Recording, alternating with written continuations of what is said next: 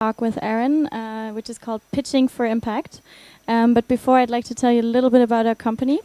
So Genius Cafe is part of a company group, which is based in Singapore. It's called Entrepreneur Resorts. And we consist of several different types of businesses. Genius Cafe itself is not just a normal co-working space or not just a normal restaurant, but we're growing into a global community. So the plan is to have 50 beach clubs in the next 5 years in beautiful beach locations like this all over the world.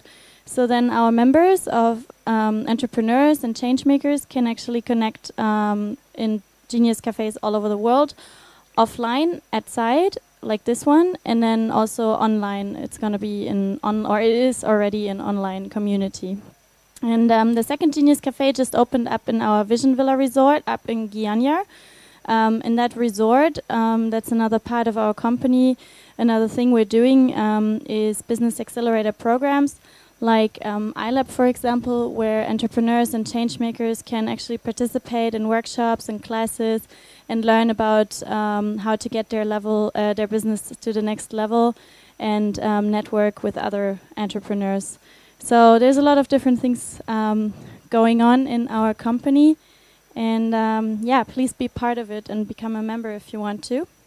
So now I'd like to tell you a little bit about our speaker today, Aaron. Aaron was originally born in Zambia, and then he moved to Australia to study law and commerce at the University of Sydney.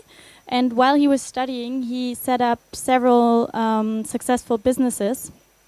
And he realized that his clients and him, they were so successful, or he became so successful by making his clients even more successful. So he was super passionate about it.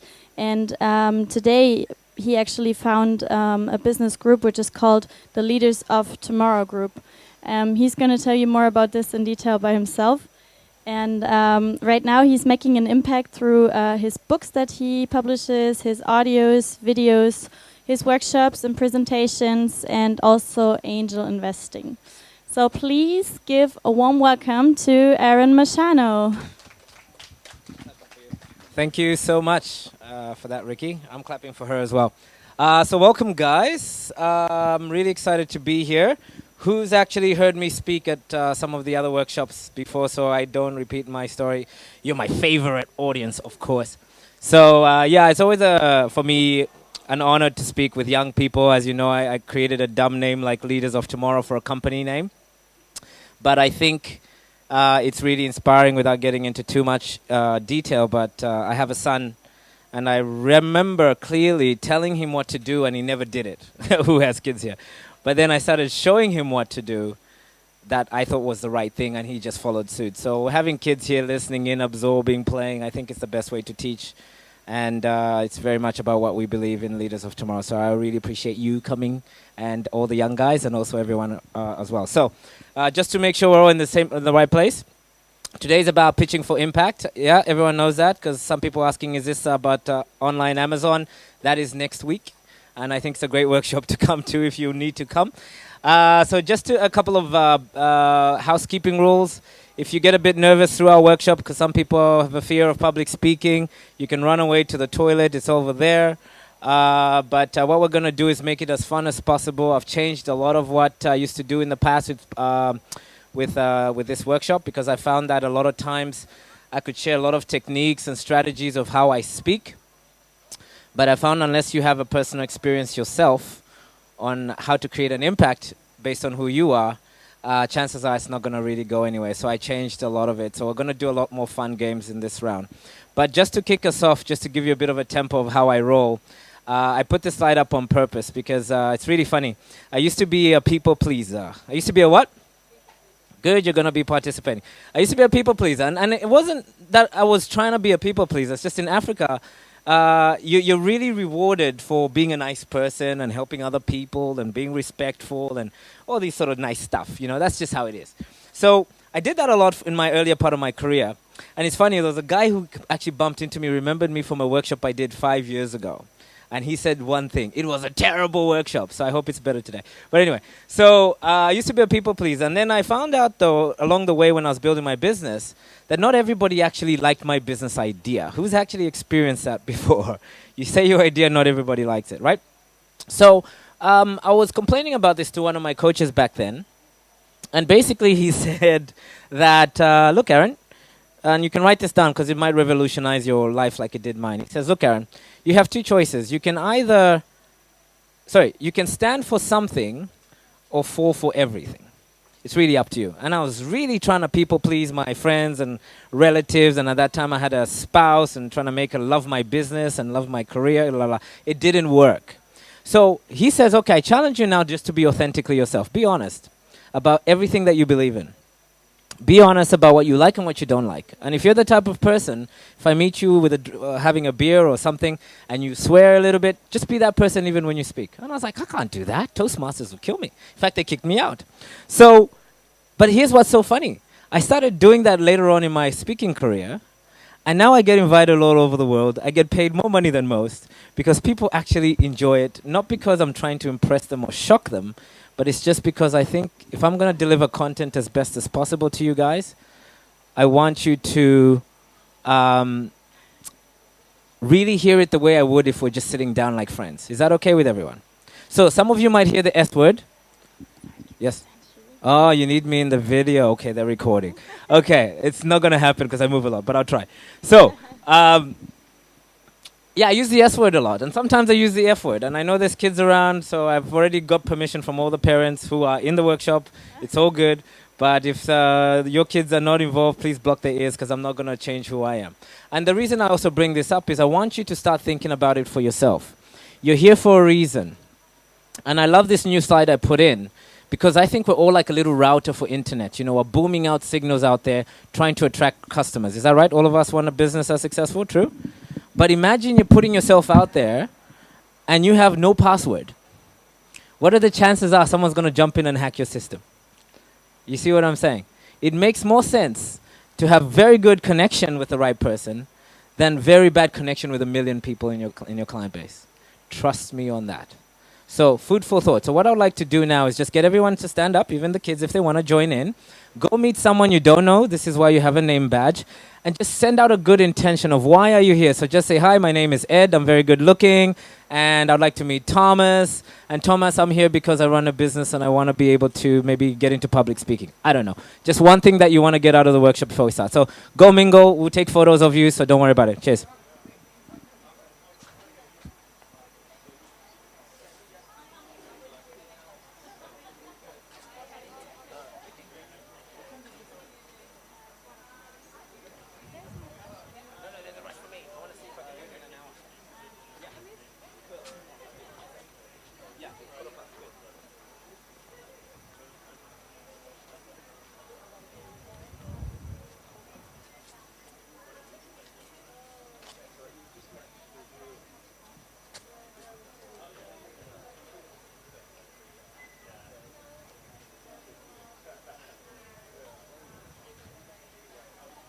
Speak a little bit, we can get seated and let's get started.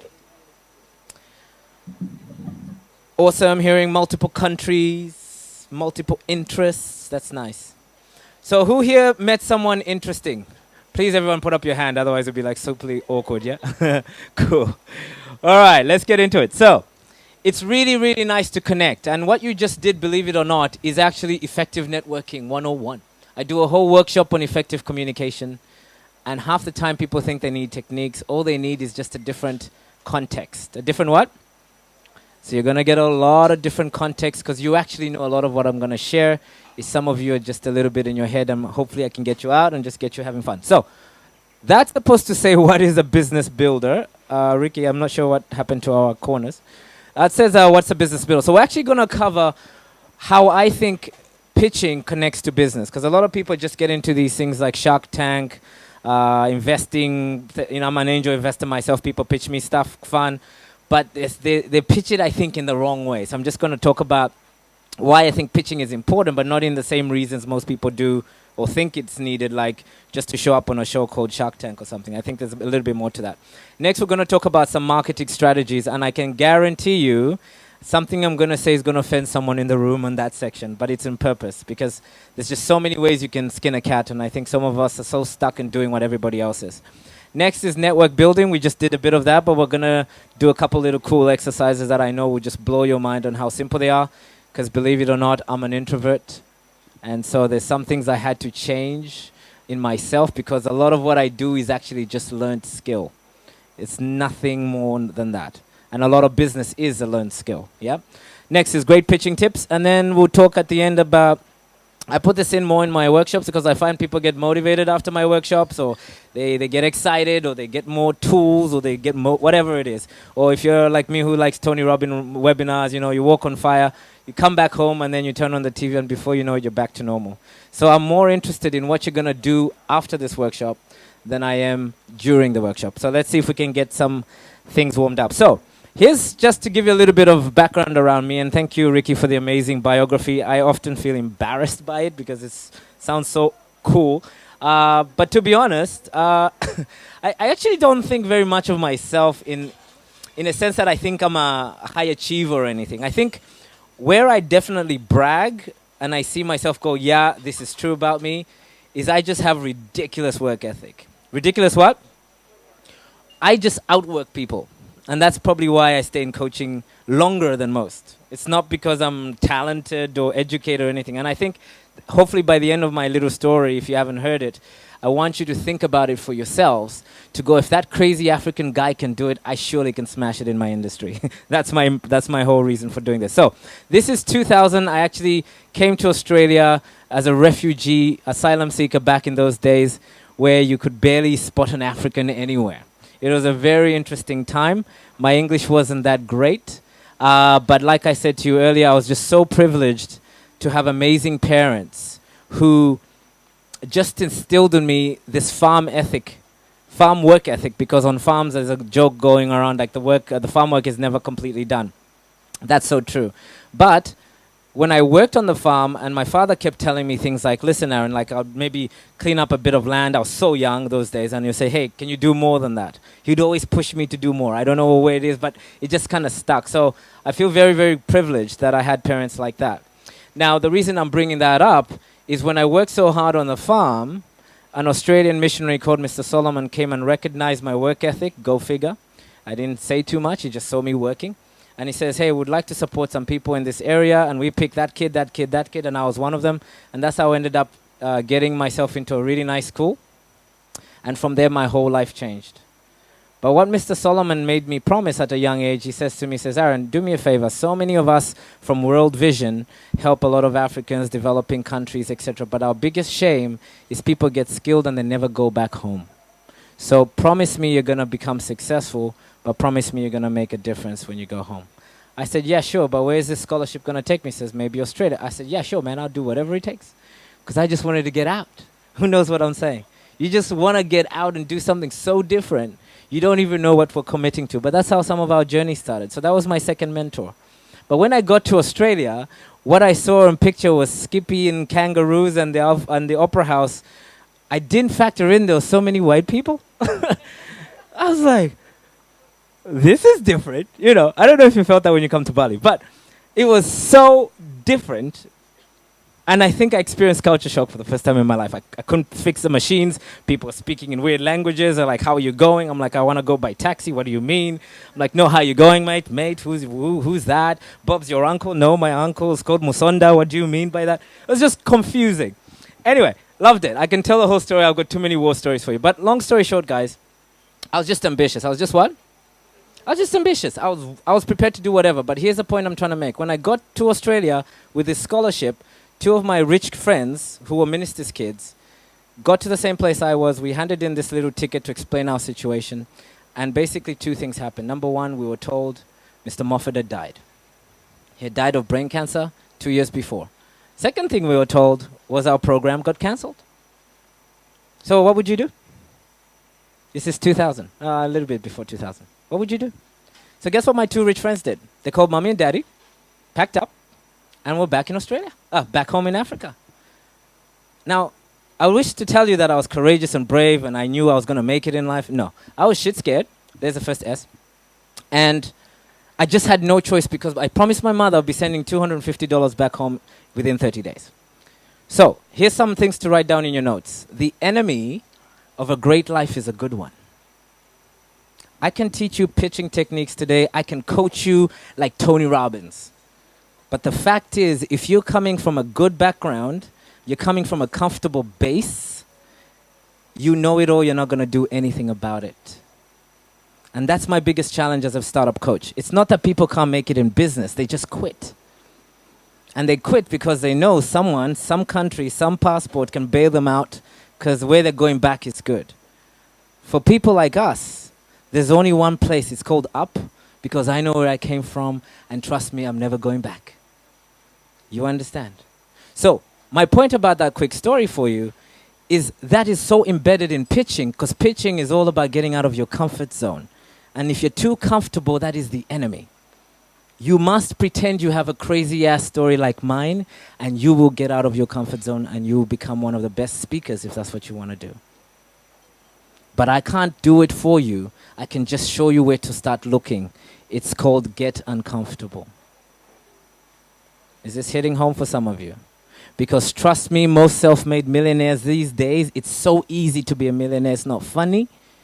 But most of us don't because we're okay with 200,000. We're okay with 100,000. We're okay with mommy and daddy inheritance. We're okay with, yeah, good.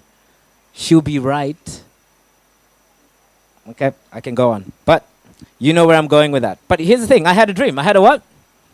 I wanted to be on an island lifestyle. Why? Zambia is a landlocked country. I didn't even know what the ocean looked like.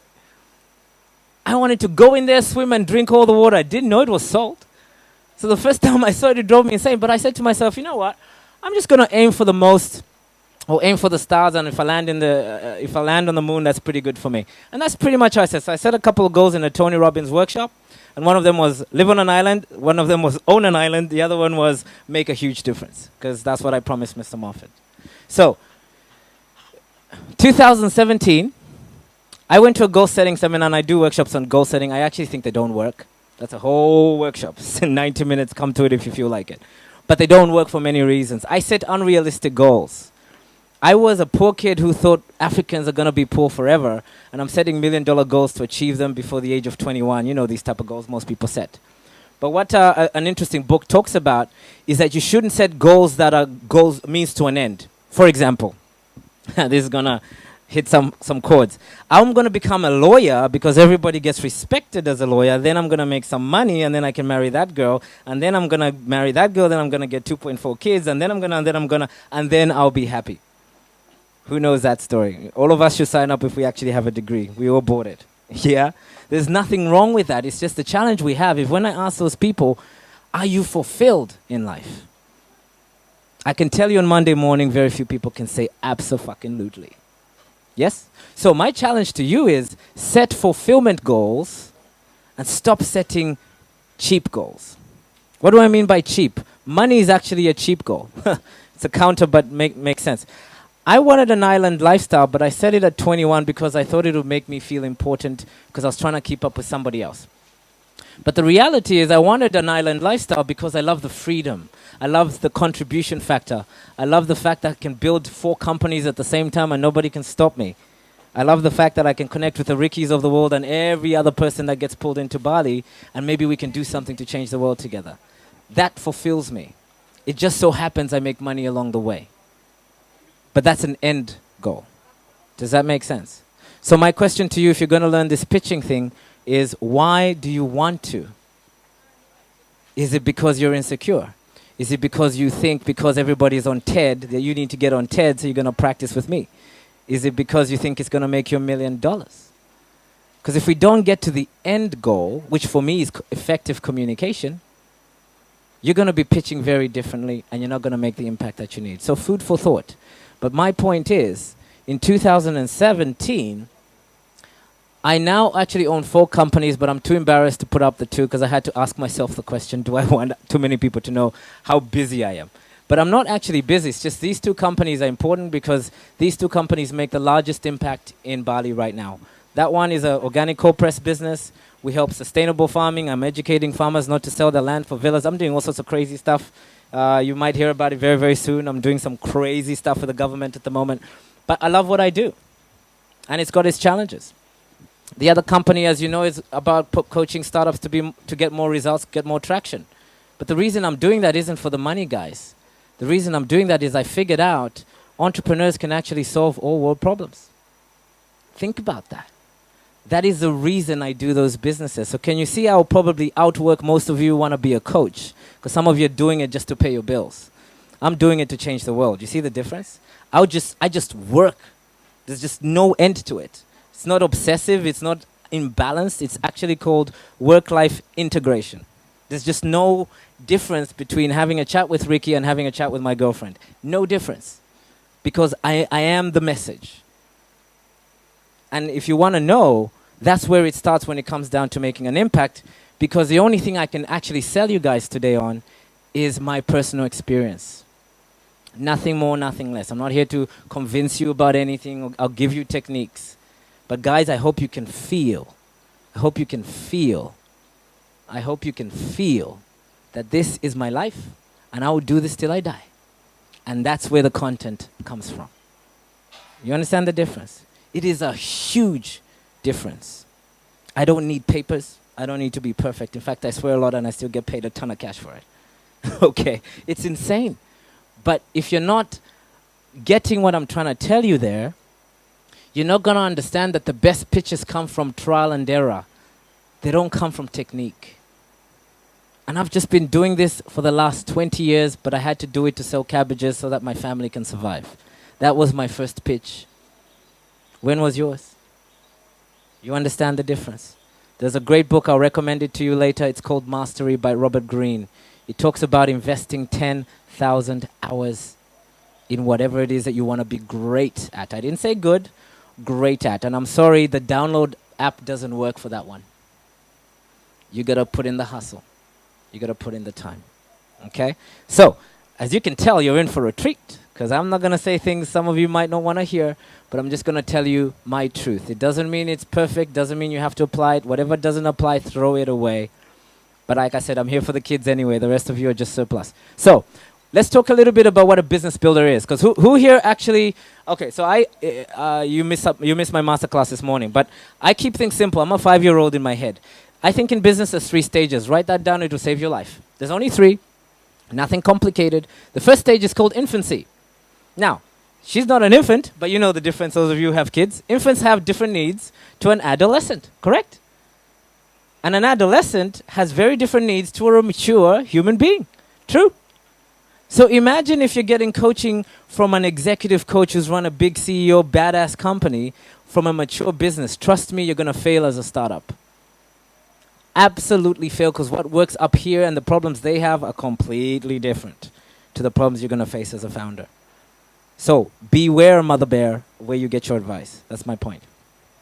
Next, most people who get into businesses for themselves, I'm not talking the cushy people who have mommy, daddy money. I'm talking the hustlers like me. Yeah?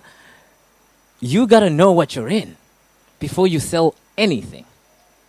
So let me ask you guys a question. What do you think is a business builder? Because we're all in business. So let me, sorry, I asked that question. I didn't actually ask it. Who here is at the beginning part of their business? So they're still in the idea stage, but they haven't quite validated their business, meaning they don't have a proof of concept. They haven't got a client. Who's in that sort of stage at the moment? Okay, cool. Who here has validated their concept, meaning they've got at least one client and not their grandmother? Yeah. And they're sort of trying to build and monetize and stabilize their business. Cool. The third and only stage after that is maturity, which is you've built your business, you know your ideal client, you actually have staff, you have a team, and you're ending up managing a team to run the business with you. Who's in that position? Completely different business, right, guys? Completely different. You worry about different things, including the things you used to worry about, plus the tax, plus the lawyers, etc., etc. Good. So let's just discuss together quickly, what do you think a business builder is? Because some people at the beginning need to know this. Otherwise, it's like you're going into a boxing match and you're wearing a netball suit. You're in the wrong game. Most people don't even know what they're in. So what's a business builder? Who is that person who calls themselves an entrepreneur or whatever? What is that? What's a business builder? Anyone? A definition. Simple as best practice. Oh yeah, mic for everyone. Thanks. What's a business builder? It's all right. There's no wrong answer. Anyone want to try? Anyone called Melissa want to try? Give her the mic. Give her the mic. She was more than capable. No pressure. I'm sorry, you didn't actually tell me the topic of today's talk. I You didn't, just but I said invited come. you because I can then embarrass you. She's a serial entrepreneur, very successful, multiple companies. I've known her for a while, so I I know. wouldn't call them companies. Well, I do because they will become companies. But anyway, I'm always projecting, but that's me. So, what, in your experience, are maybe the core characteristics of what you do? Because we call ourselves entrepreneurs, right? All of us are here entrepreneurs. You know, some of us buy the T-shirt, yeah. So, what is that? What do you do, or who do you think that person is that you are? Me, I'm basically manage. Yep. Like so I manage spaces with teams in them, and bring artists together in a collective to sell their stuff. And Okay. so I help. I think I've got about 40 different artisans in my Yep. space, and I'm Yep. growing into another space. So Yep. they make all the money. I make very small percentage, but Good percentage. So it's bringing people together. Okay, yeah. So a business builder, someone who brings people together. That's really good. Anyone else want to try? It doesn't have to be the same. And if you're own business, you better try, because at least it'll be nice to get some clarity about that basic one, yeah? Thank you, Lisa. Yes. Me as a business builder, I'm like you. I'm here to make a difference. Yes. And it's hard to do that when you're in a corporation or in an established thing. It's much easier to come from outside. Yeah, great. Totally agree. One more.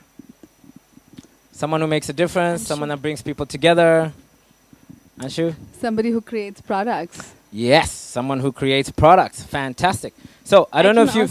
Sorry? I can also add. Yeah, of course you can. You're working for a big brand. Someone who finds solutions for problems. Yes, someone who finds solutions for problems. So all these are very, very good answers, but can you see they're slightly all varied, right? So there's no right or wrong here. It's just I coach for a lot of people. I enjoy investing. I love sitting on these panels and boards and angel investing, like startup weekend incubator programs, you know, these types. And everybody calls themselves an entrepreneur. I'm like, I love the word, but these days it's just so fancy. It's just so fancy that most of us don't even know what the hell we're in. So I went back to the dictionary, and I got from the business dictionary, Oxford Business, and this is what it says. A business owner / entrepreneur is a marketer. Full stop. Complicated, right? So, what is a marketer then? A person or a company that advertises, promotes, or sells something. The minute you know that is your core function as a founder, trust me, most of you must. What's the word? You must enjoy selling. Or get over whatever stigma process you think it is, that you thought it was used car salesman. Oh my God, I can't tell you. Or what financial money means, going to hell, or who knows the story our parents sold us. I had it too. But can you see, if you don't define yourself by this as a salesperson, you're already losing the battle psychologically. Can you see that? Can you see why impact and pitching is so important now? But you won't do it if you don't even know that's what you signed up for the minute you said, I'm an entrepreneur. People go, oh my God. But you could be unemployed and call yourself an entrepreneur. That's not an entrepreneur. An entrepreneur is busy doing this. Busy. And I'll explain to you why they do it. But before I get into it, let's talk about what marketers do. Marketers tend to have a marketing strategy. So if I ask all of you in this room, this is basic stuff. You get into business because you want to change the world, save the elephants and the poor African kids like me, no problem. What's your marketing strategy? Do you have one? Usually that's the response I get in every conversation I have with people when I coach. Most people don't have them. I tell you, it's not your fault. It's just you're too busy focusing on the wrong things. You must have a marketing strategy because you're a marketer, but you wouldn't know that unless you knew the definition. So, I'm not saying my definition is right. I'm just saying you better have one. Just have one. I don't care. Call yourself a chicken runner. I don't care. But once you know you're a chicken runner, go get the definition of chicken runner and then find out what your strategy around being chicken runner is. That's my point. It doesn't matter. Yeah? So let's talk about the traditional marketing strategies, because trust me, I know you came for public speaking, some of you, but this is so important because I got businesses. I don't know if you've ever been on a date. I'm an introvert, so the whole thing just embarrasses me. Better we just get drunk and just get straight to it. But generally, when in traditional businesses, if you are like marketing, what I see a lot of people doing these days is similar to, let's just assume you want to get married. The goal is to get married. Is to get what? You want to get married. That's the goal. That's the result. Or sales, $1 million, whatever. It's the same thing. You want the goal of getting married. What most people say is, okay, I'm single now. I want to get married. I want to find a spouse. This is more related to women. Men are like, why would I do that? But just work with me for a while, yeah? What most people tend to do in a marketing strategy when they decide the goal is marriage is they'll go get themselves a book called The Game. Pickup artist game, how to connect with people, whatever. Next, they'll download Tinder in these days. That's what they do. Third, they'll go to a tailor, ask them, hey man, what's the colors? What opens up my chakras? What does this? So that I can attract the man of my dreams or the woman of my dreams or whatever. So they go and pay big money for looking good because everybody's told them presentation is key. True? That's what they do. Then they'll go, okay, makes sense to find out where the singles club is. Why? Because in the singles club, they've got the highest possibility of single people. And then chances are you can make an offer. So all that research, which is called Google Analytics, is done. Then they go straight to the singles club on a Friday night, looking schmick, smelling schmick, done their research, crystal up, wherever they go, depending on how spiritual you are. Yeah? And they go up there and they go to the first lady and say, hey, you want to marry me? And guess what she says? Hell no, man, I don't know you. Goes, must have been my smell. Then they go to the next person. Sorry, your partners, but let me ask you. You want to marry me? I go, dude, I'm only into women. Okay. Rejection number 2. Number 3, I go, you want to marry me? She goes, no, I don't know if are you an entrepreneur? And I'm like, no, not really. I have a job. I'm an accountant. Oh, that doesn't work for me. Damn it. Oh, maybe it's my shirt.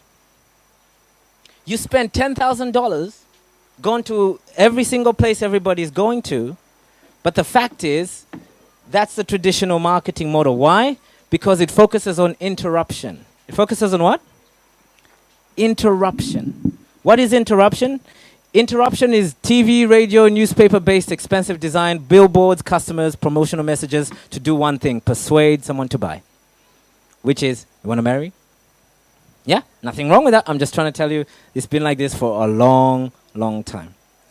So, here's now how it gets even more interesting. Now everything is internet-based, so it's even easier to reach people on our little attention bricks. Yes? And what we did is we just bombarded that too. But guess what it does as a net result? It interrupts people in their privacy, and most importantly, most of us are busier than we used to be. True or false, guys? We're just more busier. Nobody checks the ads. Here's an example. Who here watches traditional TV versus Netflix? Who prefers Netflix? It's because we don't want the ads. So, I'm not saying ads don't work. I'm just trying to tell you we're very busy people. But here's some statistics for you people online. This is Bureau Statistics 2016 for Europe alone. I don't know America yet, but I tried to find, I couldn't find it. 38 million marketing websites are created per day. These are landing pages for whatever new product you're trying to launch. Yeah? 37 million people actually viewing the internet at one piece of time are internet shoppers. So we're not even talking people just jumping around and checking Tinder or whatever. People actually really ready to buy. 37 million. So, that brings us to 2 viewers per website. Think about that. 2 viewers per website. You've done your research, you've gone for that landing page, and you're getting 2 viewers per website. The most responsive still is email and direct mail campaigns, and they're usually converting between 1 to 5%. I've heard 5% in some really good cases. But what I look at, what most people ignore, sorry, Ricky, the thing is still a little bit crazy. That's obviously, if you do the maths, 98% of people are rejecting you, ignoring you, or don't even know you exist. This is the interruption marketing model. So I wasn't really happy with those results, and I'm in the business of helping more startups, and most of us can't actually afford it. So I went, well, there must be something out there. And I came across this other model called permission marketing. Please write that down. It will change your life. Permission marketing just does something completely different. It acknowledges that people are busier, and what we're actually fighting for is people's attention.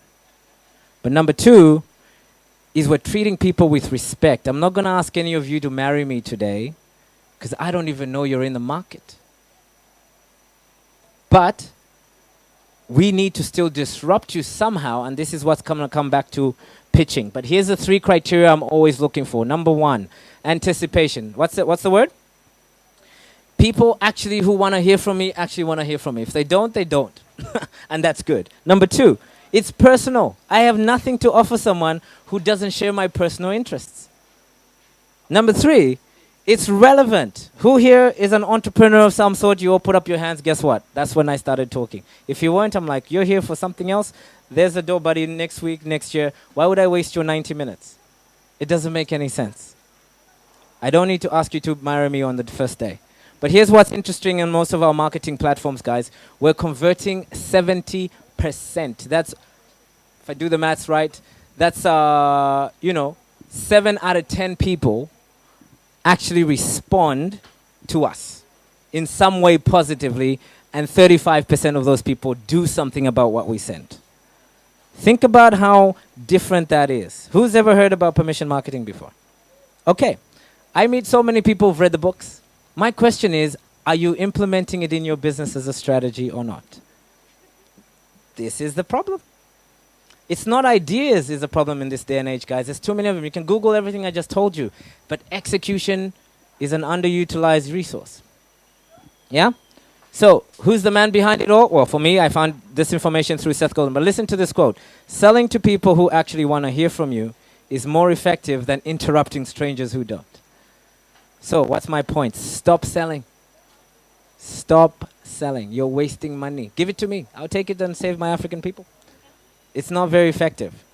So, I had to go and do some research, and I created this model. You can take a photo. All my information is free. Like I said, execution is key, so it makes no difference. But here's what's interesting. Number 1, you still have to disrupt. So I'm not saying don't go do landing pages. I'm not saying don't go meet the person in your dreams and interrupt them as they're walking to go do their shopping. You have to interrupt them somehow. But do it professionally. Do it with suave. Do it with shanku, as they say in Canggu. Yeah?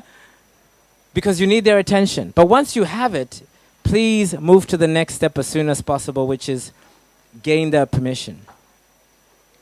Is this okay for me to share this with you guys? See, he said yes, so I'm sharing it with you. The rest of you, I'm not sure, because you didn't say yes, you didn't say no. I need to get permission. You know the difference. That's just in my psyche now. I can't even stop myself. Number 3, build friendships. I told you, someone ask Ricky if you want later. My clients, we do dinners, we go. I'm not saying you should build your business like this, but it's just a very, very interesting relationship I have with my clients, and I don't remember the last time I gave away refunds. Not because I have a bad business and some people don't like me. It's just I spend more time dating people than I do before I ask them to marry me. So we are very, very sure we're committed to the journey from the financial onwards. Is this making sense? Number 4, which is the traditional marketing model. They say, okay, build your leads funnel, get the permission, get your freemium plugins, and then close the deal. I say, no, my friends. Open a relationship. Open a relationship. Because when you open a relationship, 2 things happen. Number 1, people feel better about giving you the money the first time. It's a pleasant experience to look forward for the next transaction. Number 2, birds of a feather. Oh my God. I can't tell you, I make more money from my referrals than I do from my existing client base, and it costs me $0. But guess what? I don't have to qualify them. If my friends are my clients and my clients are their friends, they're obviously of the same value sets as me. Very little administration needs to go into that. It's just like, oh yeah, man, you roll the way I do. Let's play. Oh no, it's not too expensive. Of course not. It's not too expensive. You're the type of person I spend that sort of money, so you would. You understand what I'm saying? It doesn't come up. Because all my friends don't complain about the price of bananas. I just can't remember that conversation. It's been years. I want to talk about, like Lisa said, I want to change the world. It costs money. That's the stuff we talk about. That's the stuff we complain about. But guess what? We don't complain about coaching. We don't complain about personal development. We invest. Crazy. Why I'm a Tony Robbins sucker. I've done every single program, plus anything he recommended. I don't know, hundreds of thousands of dollars. You understand what I'm saying? Those sort of people are my people, because I'm that type of person. Rarely do I hear people talking about pricing my fees, because it just doesn't come up. We value the same things. But someone who doesn't value personal development or coaching, trust me, is not your client. They're a suspect. And they're not even a prospect. I hope you heard my words right. I chose them intentionally. They're a suspect. And you know what we do with suspects? Interrogation. I interrogate people. Yeah? Some of you already have experienced it. So, let's get into something really, really fun. I'm going to hand this out later. But one of the most important things you can do for yourself after today is get into the art of networking, guys. Your little world is so small. But don't go interrupt people with your product and this is your business card and this is what you do. Be there for other people and build a relationship and let them ask you what you do. And if they need you, they will tell you. Because, write this down as a rule. I have 10 philosophies in a startup. I'll share one today because most of them you won't even understand anyway. Not because you're not smart, it's just we need a lot of time, yeah? Is downloading, okay. Your network equals your net worth. You want $1 million, show me your network, I'll tell you if you're worth that. Most of us hang out with negative, broke, very insecure people who don't want us to move ahead. Dangerous business, because guess what happens? You either drop to their expectations of their life or you rise to yours. It's your choice. Your choice. Food for thought. So, watch this little video, because I did this for myself. But if this introvert and me can do this, you can do this. But think about it for yourselves.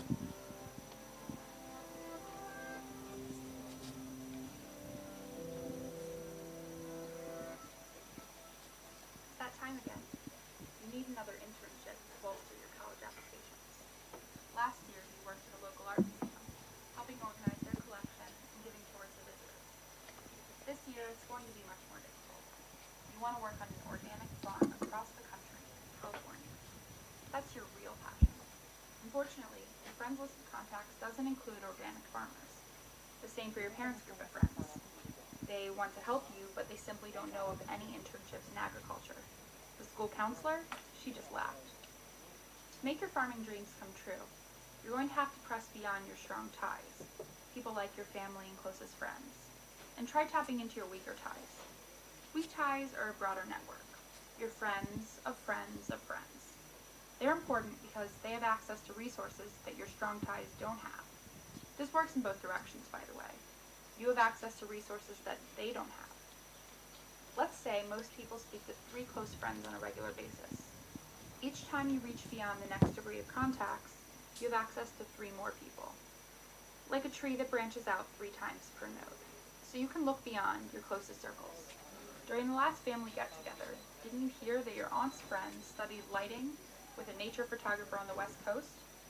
In fact, you recall this because you saw a recent image by said photographer on the front cover of the New York Times. So you email him and learn that the photographer's wife's cousin publishes a sustainability magazine which employs a staff writer who pitches on a local baseball team with an umpire who, wait for it, is an organic farmer. Bingo. Get ready to trade in those cufflinks for some apple seeds. All because you reached out to your weak ties. That's your key, remember? Every conversation is an opportunity. Moreover, don't wait for opportunity. Make it happen. Take Catherine Minshew, for example. She went from not knowing anyone at Yahoo to 3 warm introductions to major executives in 30 days. Here are her suggestions for 3 steps to networking. 1.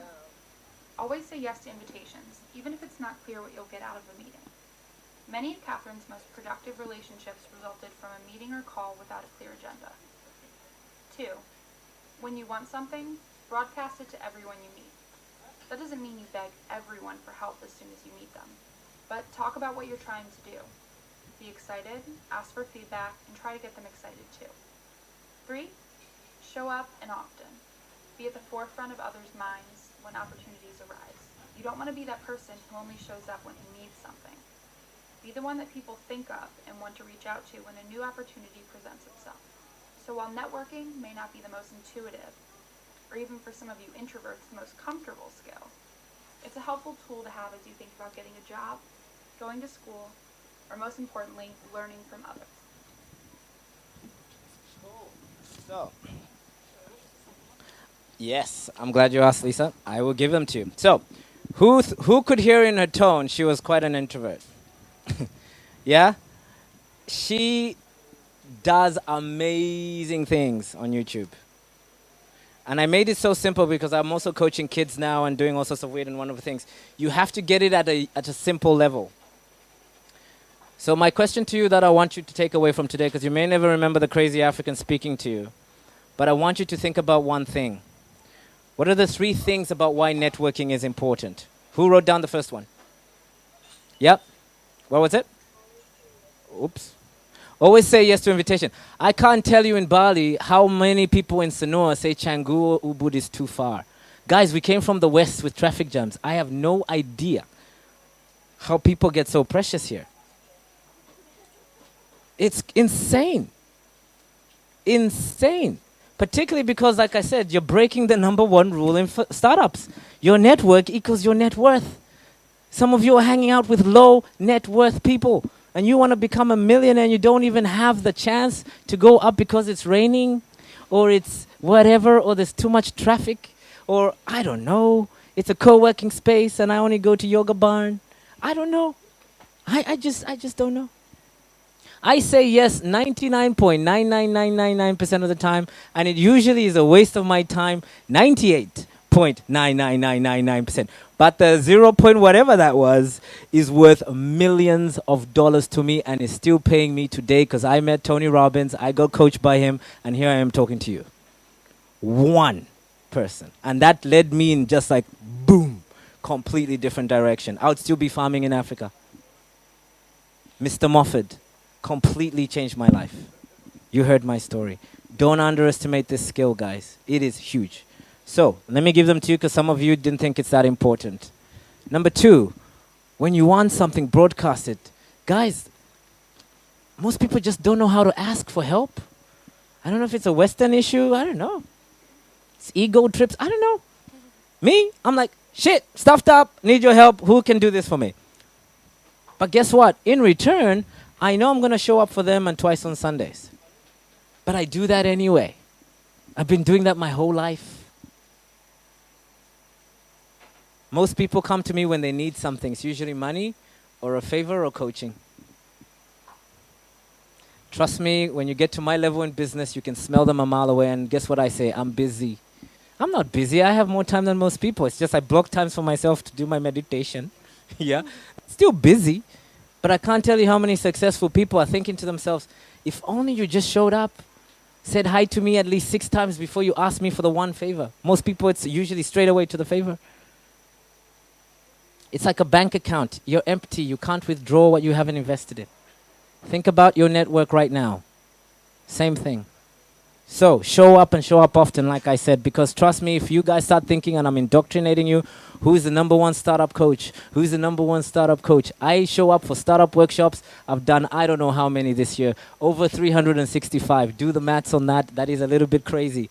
I clocked that, I think, a month ago. Why I have stats for everything. But I'm doing startup workshops. I've been doing them since January. Just because some of you didn't see me, didn't mean I wasn't doing them. But eventually, when you think startup coaching, you're going to call my company first. Why? Because I'm just in your face all the time. Some of you are annoyed by my Facebook. You blocked me. We talk a lot online. I'm posting all the time. It's annoying even to me. But I'm not in it to make myself famous. I'm in it to be consistent. What are you in it for? Yep. Hey, guys. Good to see you. I got to say hi to the brothers and sisters. So, 6 degrees of separation. Did you know you are 6 degrees away from Obama himself? Guys, if you did this test, you would know you know very big people in your network. You just don't think about it. So, I think one of the exercises I want you guys to do as I share here, the first one, is start making a list for yourself. An inventory of who are the people you know that knows someone in that industry you're trying to get into. Because if you don't do that, you're wasting your time and you're building relationships with the wrong people. Not saying it's wrong to hang out with some friends in the bar, but you want to do that for the rest of your life if you're an entrepreneur? You're supposed to be marketing. You understand? It doesn't work that way. So, I want you to just quickly jot down a couple of things. Any single person you know, trust me, you're within 6 degrees. Trust me on that. There are people I want to meet, I just sit down and go, okay, who knows this person that knows this person that could connect me to that person? Usually now for me and with my connections, it's 3 degrees now. It's insane. But once upon a time, I think it was 2 million degrees. Forget about that. But I'll take the next one, and I'll take the next one, and I'll take the next one. If you're Westerner or Western mindset here, you are 3 to 6. Africans, not so much. It takes, an African person might need to work 10 times harder than you. Women in the room, you need to work 2 times harder than the man. You just need to know that. That's just how it is. So, I said 6 degrees, but for some of you, maybe 12. For some of us, 2 million, who cares? Soon it will change. So, what are you going to do about it? So my recommendation, just quickly in a few seconds, write down your inventory. You're complaining about marketing. Who's the person that's great at marketing you want to meet? That's the question there. You're complaining about your finances. Who's the person that's got resources that you need to meet? And if you don't know that person, who do they know that you know? That's what I'm getting at. Here's what Tony Robbins taught me. It changed my life. I was complaining about being poor and broke and I couldn't afford this and that. He says, Aaron, let me tell you something. Billionaires are not billionaires because they have money. It's not a matter of resources. It's a matter of resourcefulness. I'm just more resourceful than most of you. This is why I get to work with governments here. I wasn't going to sit down and talk about KITAS issues. I was too busy networking. You understand? I just don't waste my time there. I'm just like, I'm not going to worry about that problem.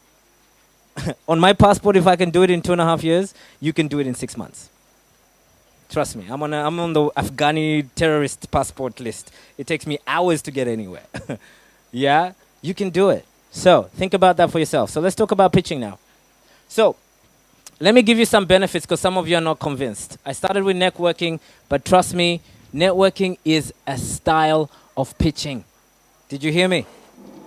You actually did it. I said, hey guys, go share one thing with someone you don't know. You just went, hi, my name is. That's the pitch. Done. No script. You sold. If that person remembers you, you made an impression, you did it well.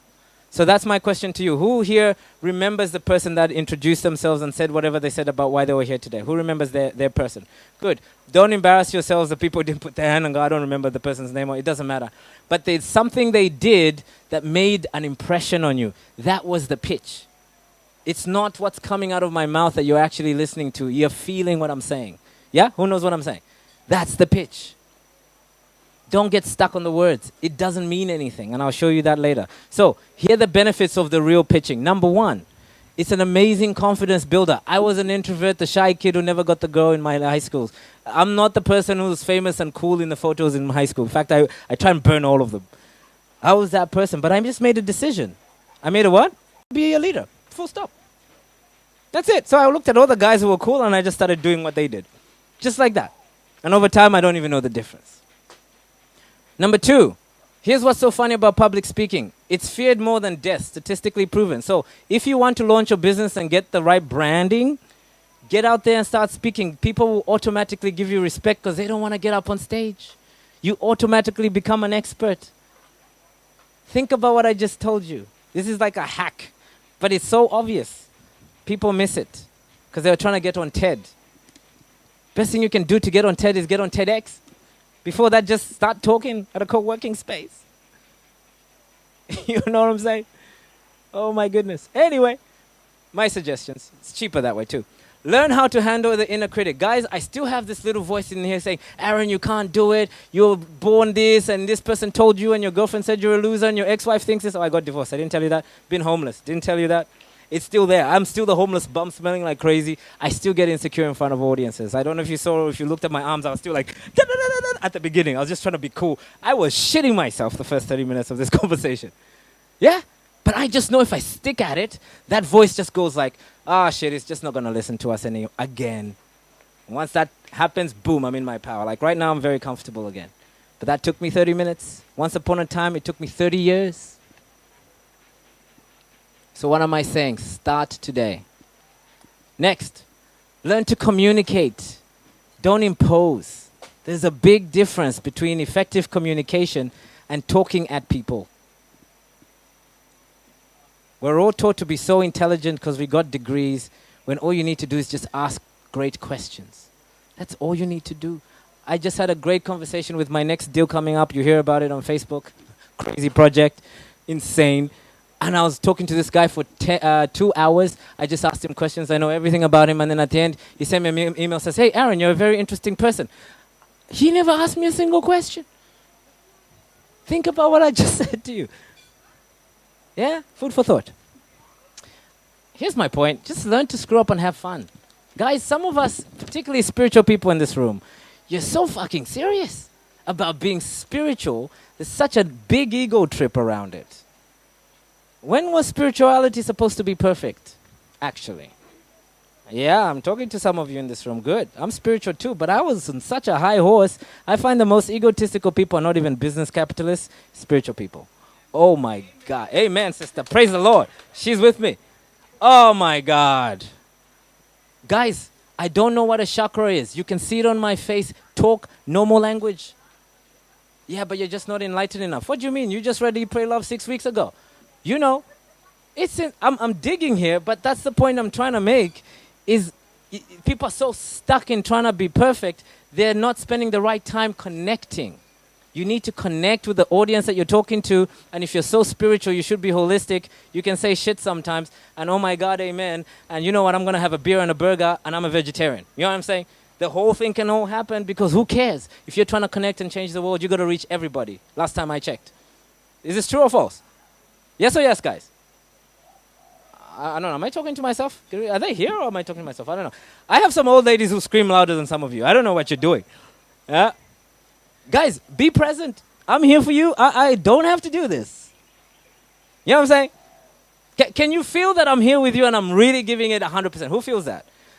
But guess what? That's like 10% of me, actually. I can ramp it up, but you guys are giving me such an energy, I'm trying to mirror you to connect. Because if I go Tony Robbins style on you, some of you, I'll just blow your head off. You can get that on a private session. You know what I mean? Be there in your business. This is the shit that's stopping you making the sales. You're not attractive enough. And I'm not talking looks. I'm talking energy. Anyway, I won't coach you today. Let's move on. So my point is, I could easily say that and it could go very badly, but I'm going to stand by it because it's true. And I can't tell you how many more times I've made mistakes in public speaking. I even pronounced my name as Sheila. I don't know where that came from once. Just like, what the fuck? And I was like, you know, people are like, oh my God, geez, I got it wrong. And I just started laughing at myself and I got on with it. Guess what? Nobody remembered. Actually, that's not true. They reminded me 2 years later. But I still got paid and got invited back. Because it's human to make mistakes, isn't it? In business, let me give you a formula. It might save you, some of you. Success is 80% failure, 20% perfection. Most of us think success means being perfect 100%. No. I've just failed more than most of you in this room, which is why I have 4 companies and you don't. But guess what? I failed at 20 others before I said that. 20. Bankrupt. Divorced. I have such a big list. When I catch up with my mates, we talk about our fuck-up nights, yeah? That's my favorite thing to do. Who's failed in life before in here? Been embarrassed? This is life. I've never met a human being. Actually, no, there was one alien I've met in Ubud. He's never failed in life. He was just a breatharian and never had to, I don't know, it was a big story. But guess what? I don't relate to that dude. Yeah? Just like I don't relate to overnight success. I've never met one. It took 10 years before some people got to know I'm a speaker in Bali. But it doesn't mean I was working hard for these gigs, guys. I was working for them. There's no such thing. Yeah? So, let me give you a couple of tips. 3 tips. Number 1. Oh, I changed this, so this is good. This is more for the recording than anything. Guys, if I ask you, who are you? What are you going to tell me? Are you Donald Trump? No. Are you Oprah? No. Well, you are. We had that conversation, right? But some of you are trying to be Uber when you should be Mother Teresa. And some of you are mothers when you should be entrepreneurs. Some of you are Father of the Year when you should be the person that's going to cure the AIDS situation in Africa. You understand what I'm saying? We're so busy trying to be like everybody else, we don't even know who the fuck we are. This is the problem with pitching. We're too busy being Ted when you should be Ed. Thank you for being in the room. You know, he's cool. That's why I'm directing. He can handle this direction code because he knows he's got this shit together. So, the point is, I already picked out in the room, there's 20% of you already analytical. How did I know that? Just by how you're sitting, how you're responding. Analytics tend to be low energy and super perfectionists. Oh my God. Don't criticize me. How dare you? Who are you? You don't know my qualifications. Perfectionist. But guess what? Who knows who that guy is? Do you know him? The guy at the top. Who is he? The logician, whatever that word is. Albert Einstein. How do we know that? He created a brand around his natural skill. Number 2. Who knows the guy on the left, extreme left, with the weird glasses? Super vegan vegetarian. Sorry, I just burped in the mic. Did you hear that? Sorry, see? I just laughed at myself. That's totally not cool. But anyway, moving on. Yeah, that's on recording, huh? Anyway, so this is Gandhi, yeah, from India, right? This guy wasn't like super out there in your face. In fact, he fasted to make an impact. Completely different style to, I have a dream. Completely different pitching style. My point is, we don't even need to put their names there. They made an impact, and we remember them for who they were. I don't remember TED those days, do you? But how the hell did they go viral? Question for the room. Ah, exactly. Yeah, so think about it. 10 minutes? Good. Who's that lady? Mother Teresa. I was saying this to some of the mothers in the room. I don't think she had kids. But my God, she helped a lot of kids. Oh my God. So why were you all trying to get married? I go there. Yeah.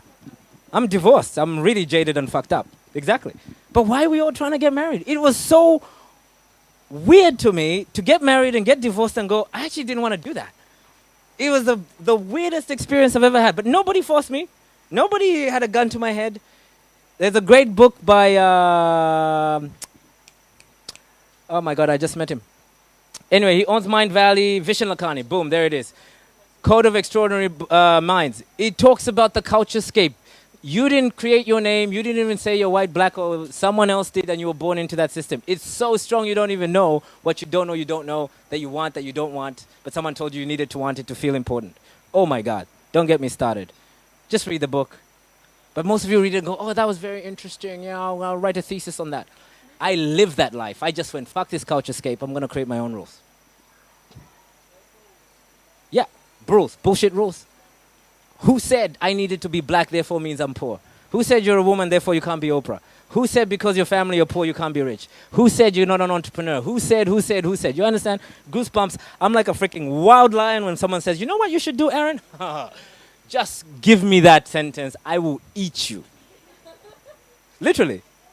Or I'll do one of these things. Oh, what was that? Oh, yeah, that's good. Yeah. No, can we call? Yeah. I'm gone. I just don't have the energy to explain myself to someone who doesn't see me as an awesome person. Because that's who I am, just like them. But I don't need to be you.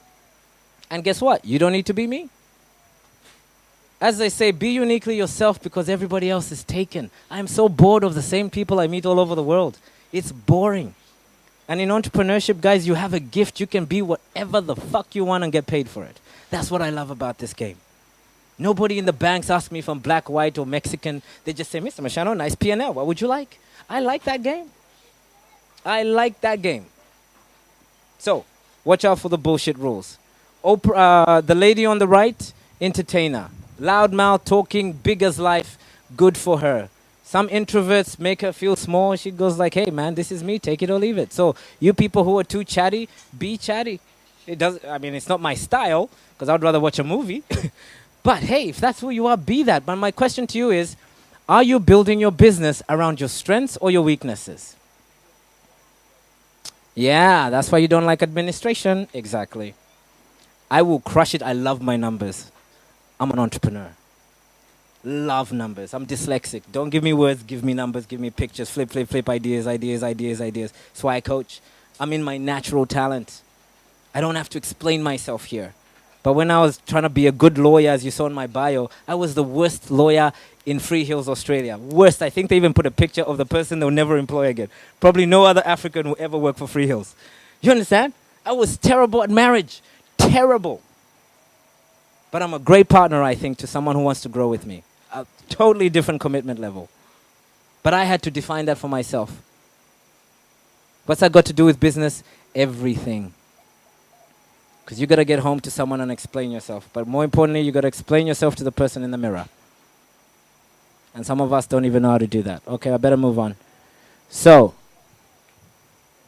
clarity. Let me give you a couple of tools that will save your life. I don't believe in business plans. There's a whole workshop about that. This canvas will save your life. Download it on Google. It's free. In Indonesian, if you don't understand English, gratis. Get it. But guess what I know is going to happen to 80% of you in this room? You're not going to do it because it is free. This is the problem. But let me show you how you pitch. Number one, who do you want to pitch to? I've been an entrepreneur before it was sexy or selling cabbages. Therefore, I understand my own psychology and my own emotions around it. So I can speak to my people. My question to you in your past is, where was your natural talent? That should be your target audience. And I promise you, build a business around that, you'll be known for it. Because you're just coming from an intuitive space. Spiritual for some of you, it's just a practice skill. Call it what you want. But let's just say you're after the same demographic I was when I decided this. I went after big-time entrepreneurs. They annoyed the shit out of me. I went after medium-sized business. They annoyed the shit out of me. They didn't want to change anything.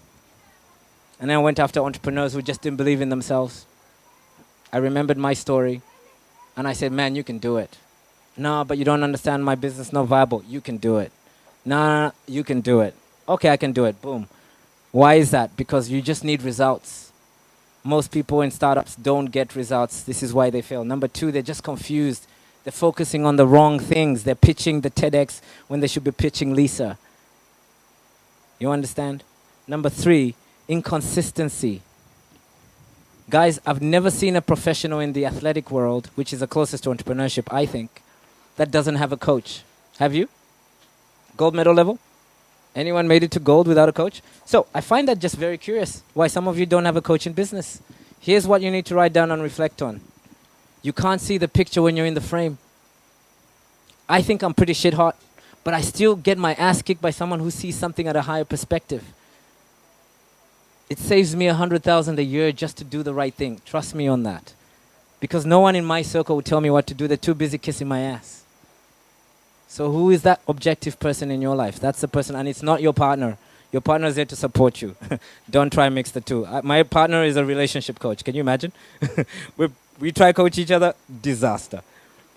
So once you know what pain points people have, then you can just find a solution for them. This is where Shark Tank and all the advertising starts, value proposition. I think it's wrong. I think you first have to know what problem you want to solve, and then when you're clear about the top three, then you can pitch something. So for me, I'm after looking for people who are in the startup phase of their business and looking for traction within 6 months. Is that complicated? Hello? Cool. Number two, most people I find in this traction stage are very confused. They're either doing business plans that don't work, or they don't even know there's tools that can be simple and implementable. So I give them structure. Number three is I kick their ass. They said they're going to be here by this time. Boom. Let's go. Come on, you said it. Let's do it. Oh, no, but it's like, holidays and Christmas. No, you said you wanted that goal before Christmas. How many times are we going to keep doing this? That does more for most people than anything else. It's a weird thing. So, we're almost near there. So, here are the couple of things that you need to think about. Positioning. What's the word? Positioning is so important. We started at 6:15, and it's a 90-minute presentation. Right? Oh, okay, good. Just checking. Because I'll eat it. Yeah, I'll come back to it. Okay, good. Yeah, keep me on that. She's the police, and I need that. So, positioning. Guys, I'll explain positioning. I only understood this 2 days ago. 2 days ago. And I've been saying this for a million years. So I'm also here to grow. I'm not here like saying I'm perfect. But we'll talk about value. But here's what most people... Please come back. Oh, good. Here's what most people do. They pitch what they learned from a TEDx tips, and they don't even have a strategic objective, or they don't have a goal of what they're trying to do. So they just talk about whatever's hot topic, Googleable, whatever. My question to you is, what's the value you want to have with the audience you're talking to? That's the end goal, because you want to engage, right? So I talk business all day, every day. I'm not going to talk to career, get a job people. I tried that in my earlier days. Nobody liked me. It was really embarrassing. But I was pitching the wrong people. So once you know that, there's only 3 things you need to focus on. Number 1, body language. Some of us are so closed that we're saying some great things, but people are looking at your body going, dude, I just can't trust you. You're so insecure. Or, dude, you're so egotistical that I hate you for that. Australia really doesn't like people like that. But anyway, we'll talk about that. So body language says more than you think. Number 2, share examples. Do you remember I shared that story when I was a farmer back in Africa? Do you remember that? Guys, I've been doing this thousands of times. Just use examples. Don't get complicated with scientific research and studies. How can you verify what I said is true or not true? You can't. It's my experience. Nobody can take that from me. 80-20. Personal experience, then facts. Okay? 3rd, call to action. What the fuck do you want me to do? I just listened to you ranting African for 90 minutes. What's next? I can't tell you how many people don't have a call to action in all their presentations. Now, remember I said don't close, open a relationship. So my intention is to open a relationship by the end of today with 20% of you. Listen to what I said. 20% of you. The rest of you are bored anyway, so trust me, I don't want you in my business anyway. Yeah? So, here's a bit about body language. I just added this because this is what I meant about positioning. Can you tell what this person is feeling just by those faces? Yeah? Women in the room. How many of you have been on a few dates? A guy goes, I love you, I'm really interested in people, and he's like on his phone, and you're like, he doesn't love me. How do you know that? Because I just felt it. No, you didn't. He gave you body language signals, and you interpreted them as a feeling. There was no feeling to it. None. Zero. Think about that. So, guys in the room, if you're still single, use it to your advantage. Women in the room, don't let this interpretation of body language mean everything, because maybe it's cultural. I can't tell you how many people misunderstand me just because I'm African. I try my best, but hey. My goodness. So here's a couple of tips to help you. I can't go into this today, but one day I'll do a video and we'll do it all online. Cluster congregation context. What this basically means, like I just said to you guys, be smart about communication. Don't give amazing presentations and not engage every single person in the room, because what they're doing is they're clustering all the data together before they make a call on whether they like you or they don't. So Western people, particularly from Eastern Europe, who are very, Africans are just like, nah, what we need is a bit of hallelujah in the Lord. Come on, what are you doing, sister? Passion. We are like, God is with that person. Yeah?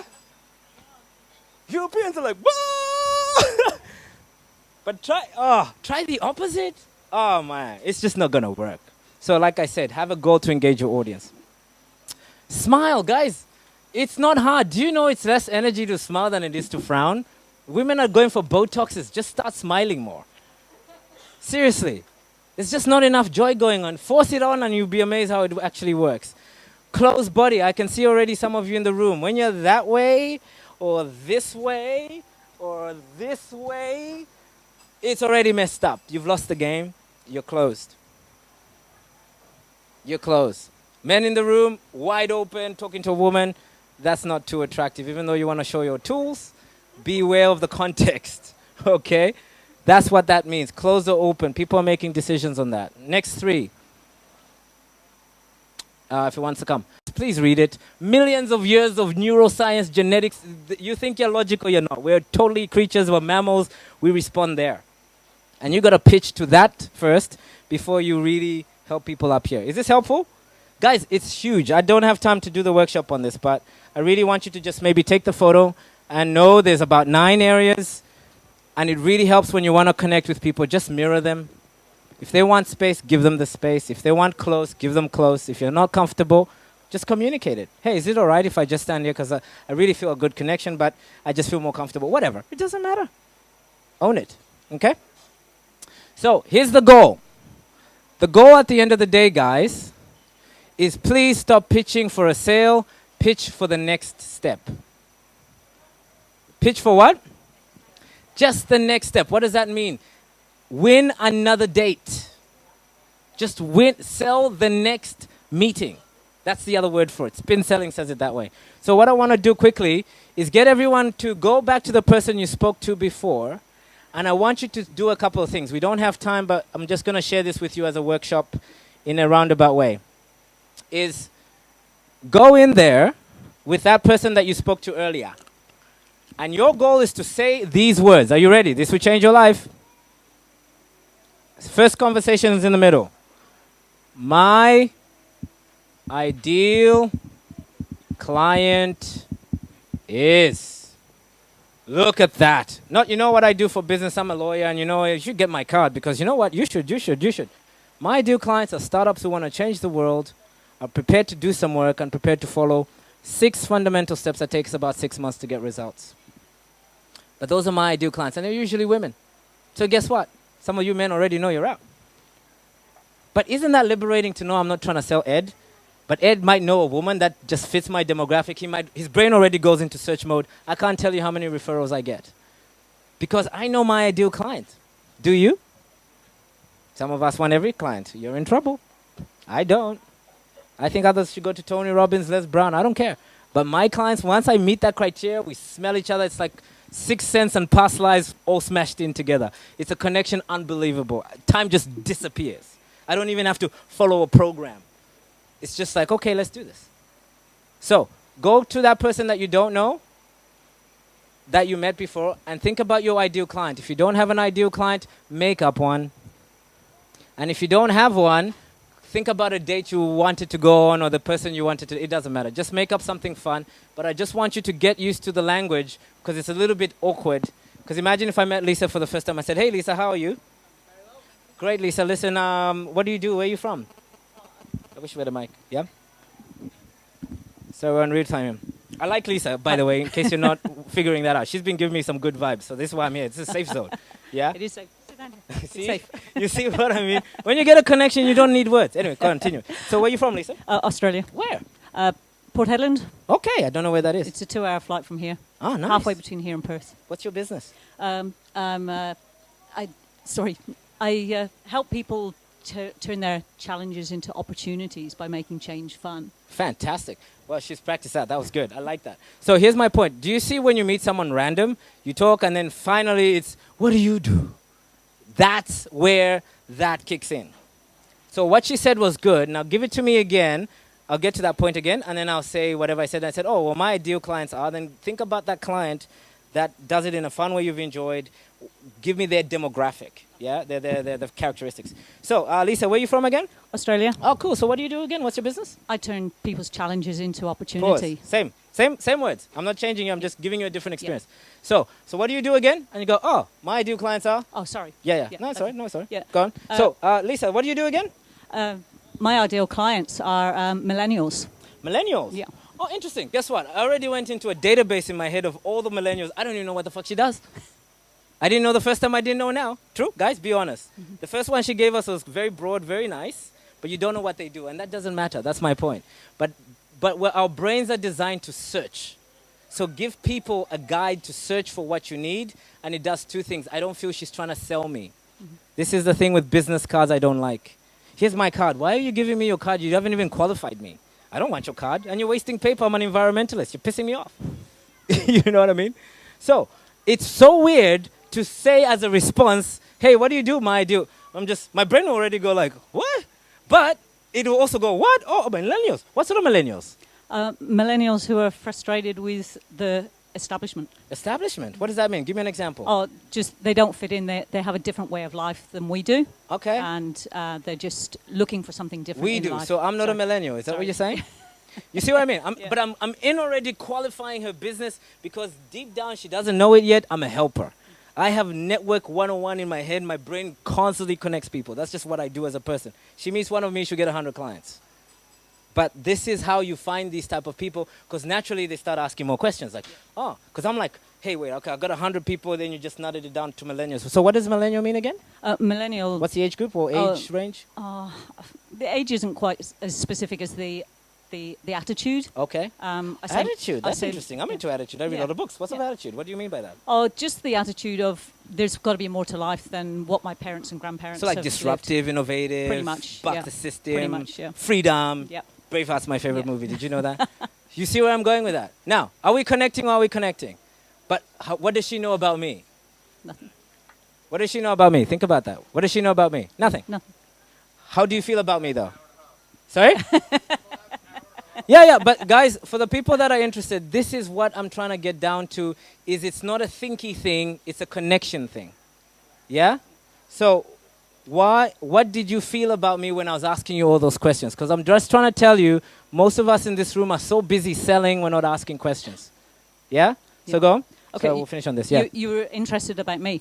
Yeah, and did that make you feel negative, sold to? Oh, what did no, I felt engaged. Okay, now, I'm not trying to put her on the spot. I already had a connection with her than I had with most people in this room. That's okay. But I'm just trying to make a point about it with you guys. Is some of you have these elevator pitches, and you're forgetting one fundamental thing. Be interested and not interesting. There's just, you don't even need to bring, I can't tell you how many people I get to that point, I say, oh my God, listen, I'm doing this program with Leadership Soccer, check my Facebook, it's called this and this and this. Would it be all right if I connected you on that platform? Maybe there's some millennials there for you to help? Great, they're refugees, asylums, Australia, blah, blah, blah. Okay, cool. And then I say, oh my God, thanks. Hey, listen, what can I do for you? What do you do again? I said, look, it doesn't matter. Let's just catch up about that later. And off I go. No business card given. She finds me somehow. I can't tell you how many people this has happened to. Those of you who want new leads. Yeah? That's my point. You got to invest the time in this, guys. It's so, so important. So I'll just close on that because I really feel the biggest problem we have with this community of being important and interesting and handing out the strategies of business cards and guys, it's all bullshit. It's all bullshit. And here's the most important as a startup. You can't fucking afford it. Google Analytics, business cards, people get all this ready, $10,000 website. You don't even know who your ideal client is. So once I had a session with you, which is the only thing I'm going to say to close, the only thing I had to show at the end of the slide was an invitation for the right people who are interested to have a 60-minute session with me. No, I'm fired from that position. I can't even do that anymore. With one of our coaches, sorry, my bad. But you had a session with me, didn't you? Ah, you're a lucky person. I'm banned. I can't do that anymore. Anyway, it doesn't matter. The point I'm trying to make is that when you do something like that and you start to explore what it is that you actually do, who you want to do it with, here's my magic question to close, guys. Do you feel that your website would be different if you knew your ideal clients? Yes or yes? Do you feel that you would save more money and not put money in the wrong places, marketing, spending, and then getting people who are going to bitch about you? Do you feel you'll be more confident because you're going to be able to ask more questions and stop trying to be so impressive? Because you know what you're looking for and you know what you're not. She's actually an ideal client for me. Can you see why I'm spending time there versus Ed, who's so handsome and good looking, but maybe I should just have a wrestle match with him versus something else? You know what I mean? I won't talk business with this guy. I just won't, but I might be able to help him with something else. I can't tell you in networking events, I don't meet many people like that. I meet a lot of people dishing cards, trying to marry me on the first date. They don't even know what I want. Yeah? So we're just going to close on questions, Ricky. But what I want to just leave you with is one final thought, guys. We're going to all spend more than 60 hours, whether you like to think about it or not. You're going to trade your 60-hour work week or 4-hour work week, like Mr. Reese told you, for 180 hours if you want to build a great company. A great what? Company. Because it's a practice skill and you need to put in the hours, and some of you aren't putting in enough hours, and that's why I will succeed and you won't. But I am not the smartest. I'm just putting in the hours, practicing this dumb thing called find your ideal client, then build your business. Versus, oh, mobile phones app are cool, or Google apps are cool, or Facebook is happening. She's in the app space, so let me not take away her business. My point is, she knows even in that demographic, there's certain people she loves to work with, some people she doesn't, right? But that's my point. Don't waste your money doing the wrong things. So if you're interested in a free session with us, someone amazing will ask you quality questions. What's the word? Quality. There's a big difference. Quality questions come down to 3 things. Number 1, what's the gap in your life right now?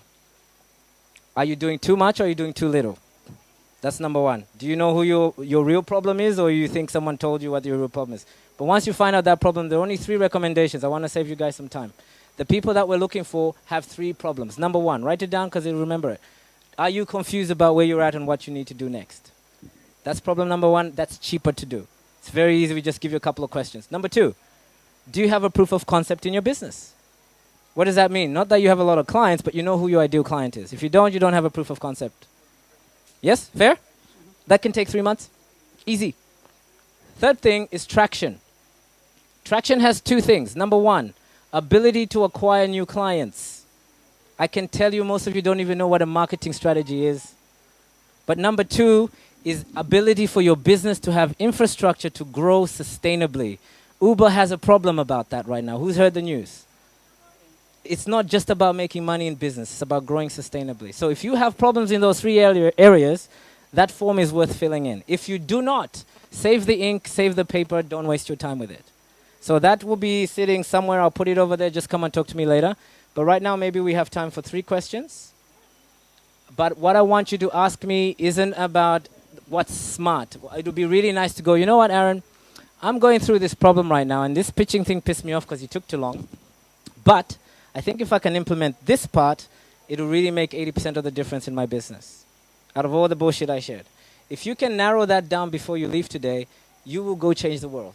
No doubt about it. Because it's an 80-20 rule. Yeah?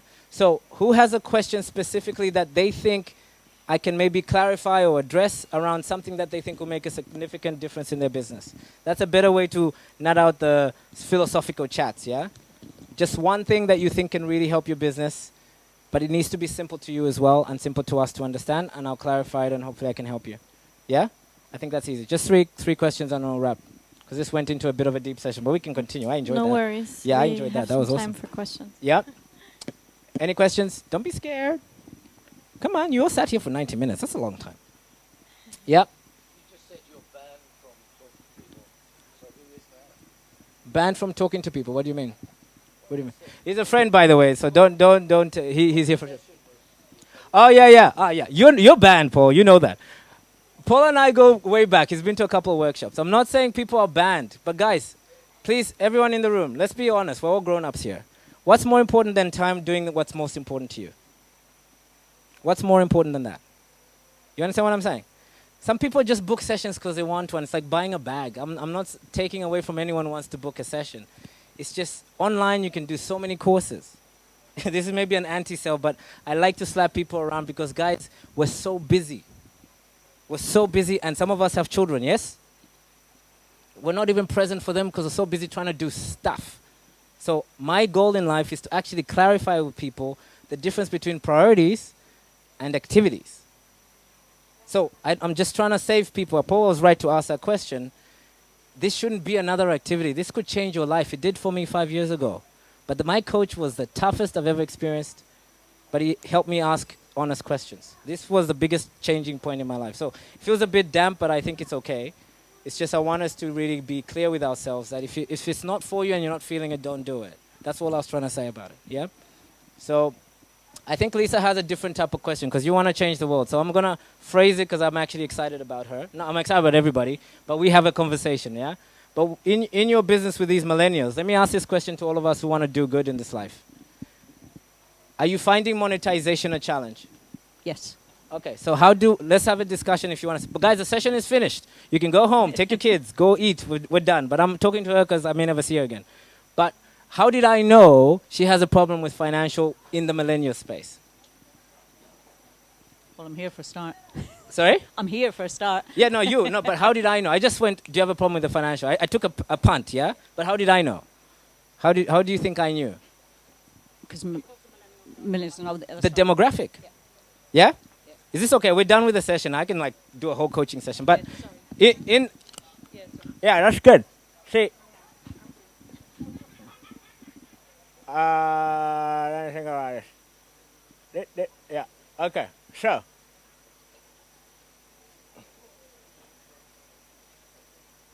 Sorry. That says customer segments. I'm dyslexic, so don't worry about it. Anyway, she gave me a customer segment. Automatically, my brain went, 3 top problems those people have. I was trying to coach leadership kids in parole in prison in Australia. The refugee asylum seekers with ICE. You know that problem, right? Woo! Yeah. I changed the world, but I didn't. So, I understand her business. But that's why I'm saying you need to be a practitioner of what you do, guys. So that when you hear a problem from someone, you go behind it and you go, I can see already top 3 problems. This is the science of that. So that's a challenge. How can we overcome that? Yeah? You understand what I'm saying? So my point back is, again, ideal client. Who is your ideal client?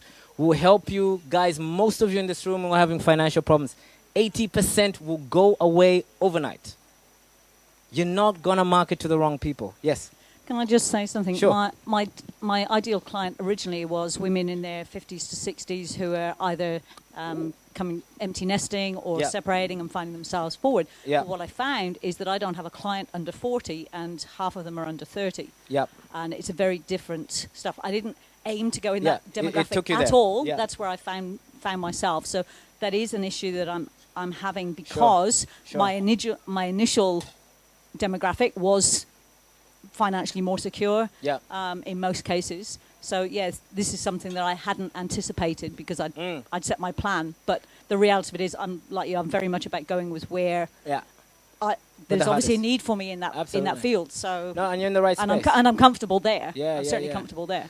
So They challenge me a lot. So let me ask a different question. Please go home, guys. I can go on from here. Some of you stayed back for dinner, remember? We stayed back till 9 p.m. I mean, this is my life. I don't have a life, actually.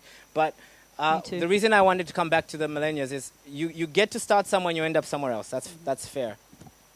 The challenge I had with my kids wasn't actually my kids, it was the parents. Okay? Because a lot of us make decisions based on what the approval of our parents is. Who knows what I'm talking about? We all think we're cooler than that, but we're not. So my parents became the clients and my business changed. Yeah? So my challenge about the millennials, because I'm actually a millennial, but different situations, because entrepreneurial millennials are also a little bit more self-sufficient compared to the ones that never want to leave the house and do everything and travel. Yeah. You know what I mean? Yeah, yeah. But if I were to ask you what's the big problem that you solve for them, what would you say it is? So not the solution, but what's the problem they're coming with that you say, well, working with me or whatever will solve that problem. Oh, sorry. If you want to fill in the session, just talk to Ricky. Ricky, can I give you that? Just put in capital letters. It'll be there based on the availabilities, but we'll keep talking. Yeah. So what's the issue? Okay, so for most of them, they just really want a different way of life. They've been brought up to believe this, and this. Yeah. I'm a mindset coach. I work with Bob Proctor. Ooh, So, Proctor. yeah. Big stuff. Okay, that's exciting. Amazing. It's very exciting and Okay. totally accidental. Ah. Nothing's accidental, but it wasn't planned. But it's been a beautiful progression. I recommend so. you get his books, guys. Amazing around mind shift. That's one of the biggest things you can do for yourselves. Yeah. Yeah. Okay. So what I've found is that most of them just really are looking at their parents and saying, I do not want this for the rest of my life. I want something different, but the paradigms that they've got and the support network that they've got, and that's probably the biggest thing, is the support network. How do they maintain who they are with who they're going to be and not isolate the family? Okay, cool. Okay, so I'll just finish in case someone else has a question. But if I were to make some recommendations, suggestions, whatever, most of them will come into a book because I don't know enough yet about your business. But from my experience, one of the biggest problems every business faces is lack of clarity. And it's not lack of clarity that you know what you're talking about. It's just if I were to take a poll on everybody here and say, hey, so what is it you're actually doing? It doesn't hit home like you're a startup coach. And you know what I mean? Like that's my I'm a startup thing. coach. So because one of the big slides in here is about what's the perception, and you can write this down. What's the perception people have of the stuff you're doing with them? So I might be a millennial, but I'm freaking out about my parents, and personal development's a bit wanky, maybe. Yeah? You know what I mean? What's the perception of what you do in the mind of the consumers? Not in your mind. In the mind of the consumers. And this is where a lot of people fail, because you're selling something you so know a lot about, but if I be like, I kinda, it doesn't hit me. And this is just a personal thing. I don't like being a coach. I hate the word coach, personally, but I can't tell you how many people keep pulling me back. I'm a consultant. I was like, no, listen, client, I'm a consultant. No, you're a coach. Yeah, Aaron the coach. No, I'm a consultant. See, and then it just breaks people up, yeah? So my question is, what's your perception of what you do in the mind of the consumers? Regardless of whether they're millennials or not. Because I can tell you parents, Proctor and personal development, the era that they come from, they want their kids to be doctors, lawyers. You know what I'm saying? So you need to package it in a way that the parents give the approval. Otherwise, even if they have the money, they won't get the traction. Is that making sense? And it needs to be so layman terms that I go, oh yeah, I know what that is, kinda, yeah? So that's all I'd say for now. And I think if you do that, you see your ideal client will shift again. Yeah? Yeah, but you help them, but it's just like, I'm also still going like, oh, so how, what, you know what I mean? Ed even nodded, yeah? Like, it needs to be like so simple, so clear. So I'm no longer a coach. This says consulting, my brand's changed. It's coaching, and I hate it. But my coach said, get over yourself. You're making a change, get over yourself. And I had to eat that up, yeah? Actually, the one thing that I've just realised that I do. Haven't just realised that I do, but realised I should have. Could have perhaps said Thank you, that to sister. you. I'll see you on Facebook. Yeah. Is Thanks, guys. Yeah. is that every single one of my clients discovers their purpose. Yeah. And that's what's important to me. So I'm building a tribe. It's about people who want to make a difference in the world. They often don't know that when we start our relationship, when we start building that relationship. But as I start to help them discover beyond who they think they can be, then we start to look at discovering their purpose. And that is a core interesting core thing of what I do. Yeah. And I do that very consciously. Yeah.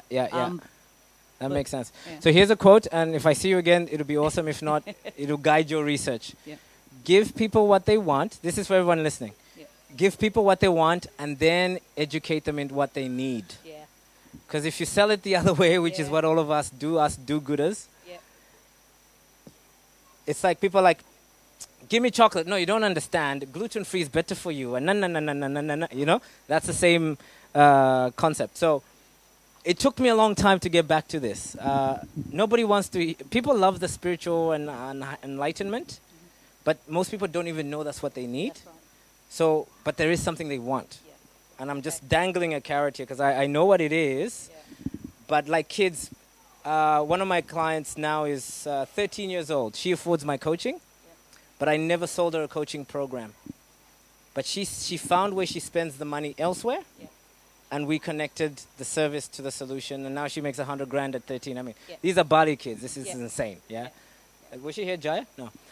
But the point I'm making about Jaya, you know Jaya, is I couldn't. She's 13. I can't talk to her about, you know what? If you build a business, $1 million revenue, you need this. No, I had to give her what she wanted, and it wasn't. You know what I mean? But from there, she got the business stuff anyway. So people will get what you're trying to say. But go with that. So I hope that helps everyone who's in the righteous path. You gotta break it down. Yeah. One more question. Thank you. I know Ricky has to go home. Some of us never go anywhere. No, I'm just kidding. Just kidding. No, One but more, I think we can still network in a different format. Yes. format. I like exactly. you. But I'll be here for another hour because they feed me, which is nice. Africans love their food. But thank you guys for staying back. Thanks for the eye contact, the connections, the big up motivation. You're going to do well in life. Thanks, guys. I don't even know if you're part of this or not, but thanks for the presence. You, I know. I've seen you around, so thank you for that, and the kids too. So thank you. Thank you, very much. Aaron, Yeah. so much for Okay. your presentation. So yeah, thank you guys for coming. If you want to connect, we have blank business cards since we've just talked about the importance of networking. What? Yeah. Well, connect in whatever way you feel like. And please come join our Tuesday Genius Talks whenever you want to, or our other special events that we have. Tomorrow night is Startup Grind. So a very successful entrepreneur, Angie's going to be interviewed here, and it's an event. It's a global event series that's initiated by Google for Entrepreneurs. So it's also filmed, and it's very cool actually. So you should totally come if you're free. And thanks so much for coming. Have a great evening.